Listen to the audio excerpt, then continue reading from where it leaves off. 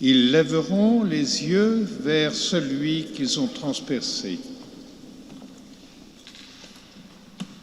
Avec le rappel de cette prophétie de Zacharie, Saint Jean nous invite à regarder avec les yeux de la foi le cœur transpercé de Jésus, d'où jaillissent le sang et l'eau. Ce signe est le sommet de son témoignage et l'Évangile insiste pour qu'on croie en sa réalité. Celui qui a vu rend témoignage et son témoignage est véridique. Et celui-là sait qu'il dit vrai afin que vous aussi vous croyiez. Les pères de l'Église ont médité ce passage y voyant la source des deux principaux sacrements, l'eau du baptême et le sang de l'Eucharistie, d'où naît l'Église, nouvelle Ève née du côté du nouvel Adam, à savoir le Christ lui-même endormi sur la croix. Si on contemple ce signe à la lumière de tout l'évangile de Saint Jean, on comprend que par le sacrifice de la croix, le sang du véritable agneau pascal donne naissance à la source d'eau vive annoncée à la Samaritaine. Et l'Évangile a préparé cette révélation lorsqu'il nous est dit que la source d'eau vive est le don de l'Esprit en personne à travers la glorification de Jésus sur la croix. En effet, quelques chapitres précédents, il est dit au jour solennel où il terminait la fête, Jésus, debout dans le temple, s'écria « Si quelqu'un a soif, qu'il vienne à moi et qu'il boive, celui qui croit en moi. » Comme dit l'Écriture, des fleuves d'eau vive jailliront de son sein. En disant cela, il parlait de l'Esprit Saint, l'Esprit que devaient recevoir ceux qui croiraient en Jésus.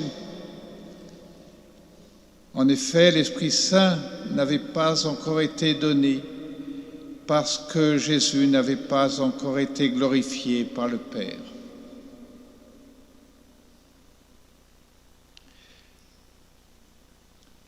Vous avez peut-être remarqué qu'aucun de ces passages de l'Évangile de Saint Jean ne parle explicitement du cœur de Jésus, mais plutôt de son côté, de son sein.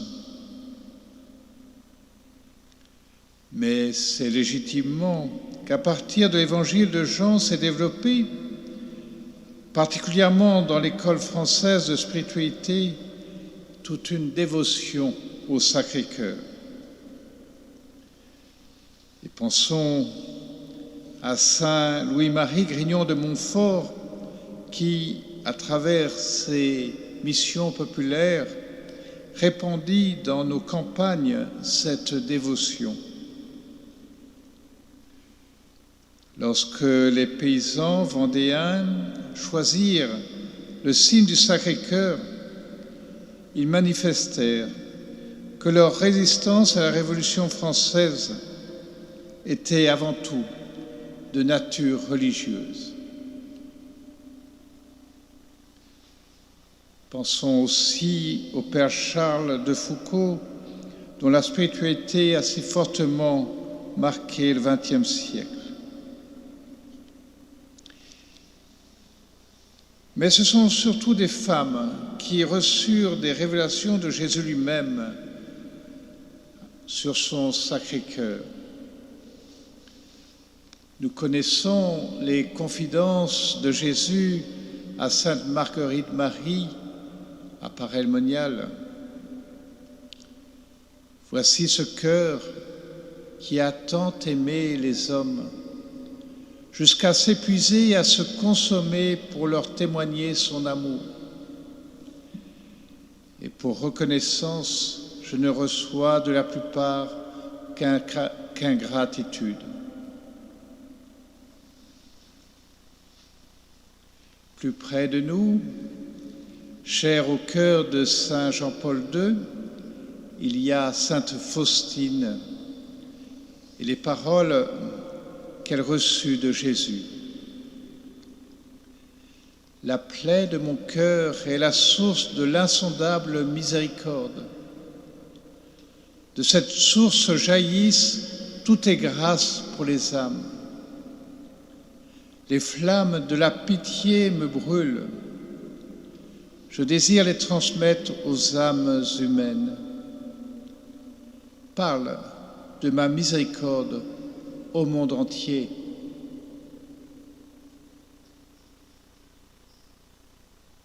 Moins connue, du moins en France, et pourtant une des premières à avoir eu des révélations de Jésus sur son cœur, Sainte Gertrude, une cistercienne allemande du XIIIe siècle, qui écrivait « Le cœur de Jésus est l'instrument infiniment doux de la Trinité adorable. »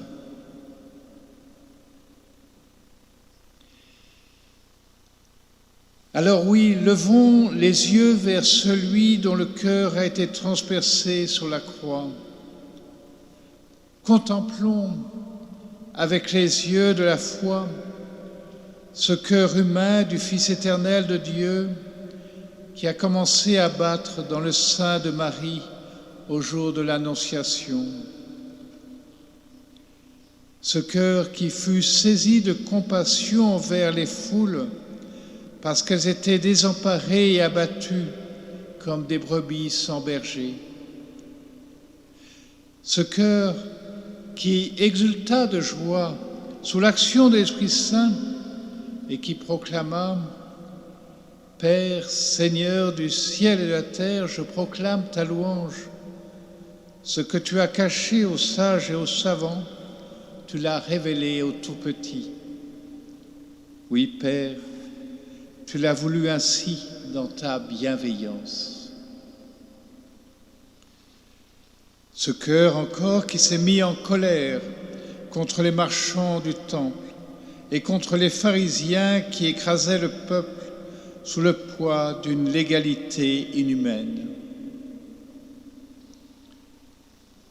Ce cœur qui a pleuré sur Jérusalem parce qu'elle n'a pas reconnu le moment où Dieu l'a visité. Ce cœur qui a aussi pleuré devant la tombe de son ami Lazare qui venait de mourir. Ce cœur qui s'est abîmé dans l'angoisse la nuit à Gethsémani devant la coupe de la passion qui se présentait.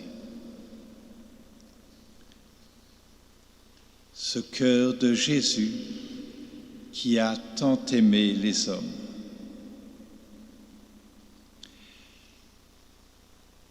Oui, levons les yeux vers celui que nous avons transpercé et unissons-nous à cette prière de Sainte Gertrude. Par votre cœur transpercé, ô Seigneur très aimant, veuillez transpercer mon cœur des traits de votre amour, afin que rien de terrestre n'y demeure et qu'il soit rempli par la seule vertu de votre divinité.